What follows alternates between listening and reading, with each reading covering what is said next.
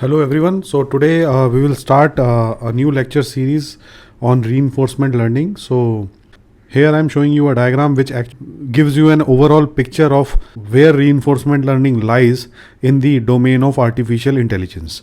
So here you can see the outer loop, which is shaded in green, is basically the whole area which is defined by artificial intelligence.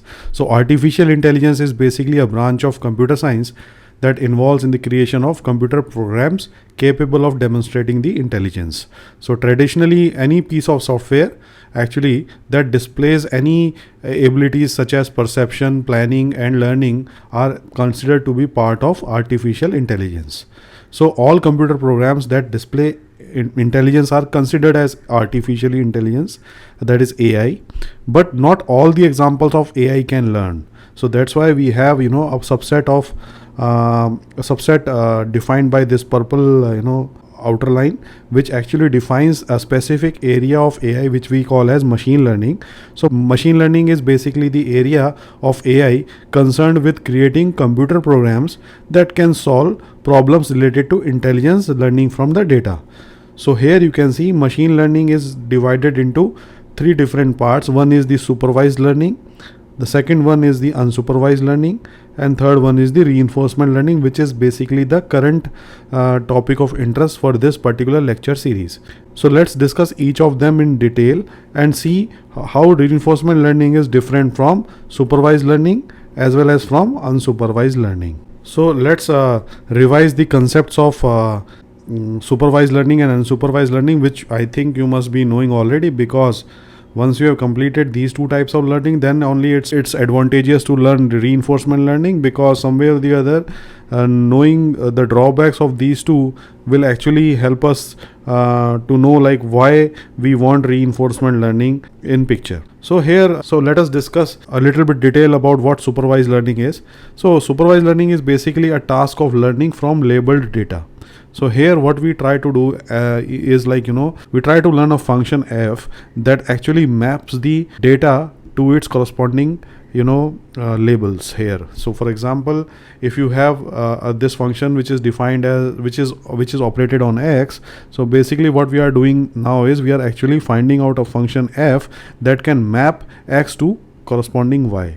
So most of the supervised learning tasks, for example, regression task lies in this category, where you have the x corresponding to that, you have its labels also, and you try to find out the hidden relationship between the x and y, and that hidden relationship is somewhere or the other this unknown function f, which actually you are trying to approximate. So this type of problems actually lie in the domain of supervised learning, where you have a supervision involved in the terms of labels y which are given to the user. So here the important thing is the learning is happening because you are actually giving labels to the corresponding data x. So that's why it is supervised, because you are providing some external source of information in terms of labels, which is y. Whereas the other kind of learning, which is supervised learning, which I guess most of you must be knowing, is basically it's a task of learning from unlabeled data. So what we are doing here is we are actually doing the same thing.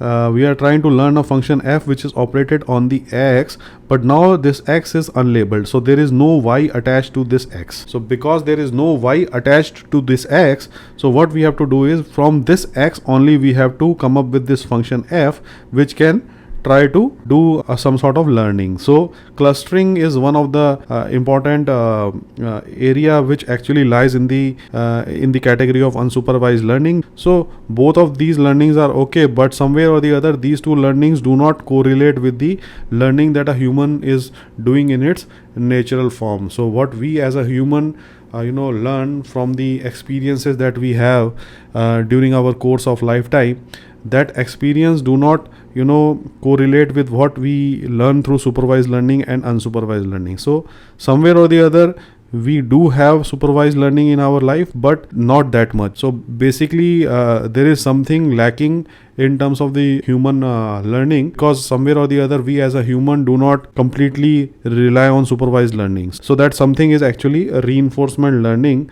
So reinforcement learning is the area which actually is more related to the human learning, which we as a human learn during our experiences in life. So basically, if we want to define reinforcement learning, it's a task of learning through trial and error.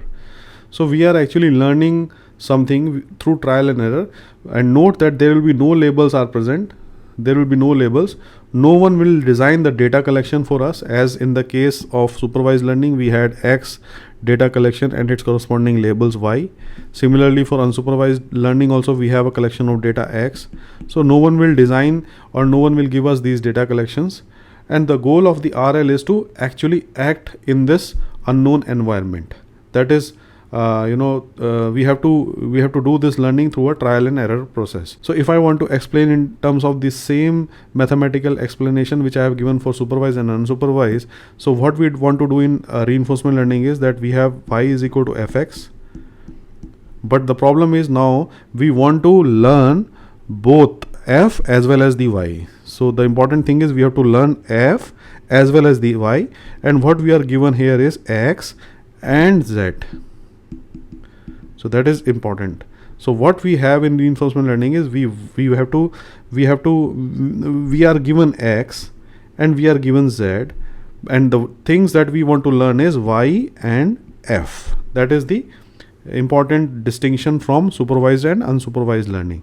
So right now I am telling you what these x, z and y and f are, but as we progress, then you will come to know, yes, these are the things that we are learning in reinforcement learning. So these X are basically the states. We will define all these definitions in the due course of time, but for time being, you can understand that X means states. So we are given the states of the environment in which we are going to learn. Then we have Z, which is basically the rewards. So we are given the states and the rewards.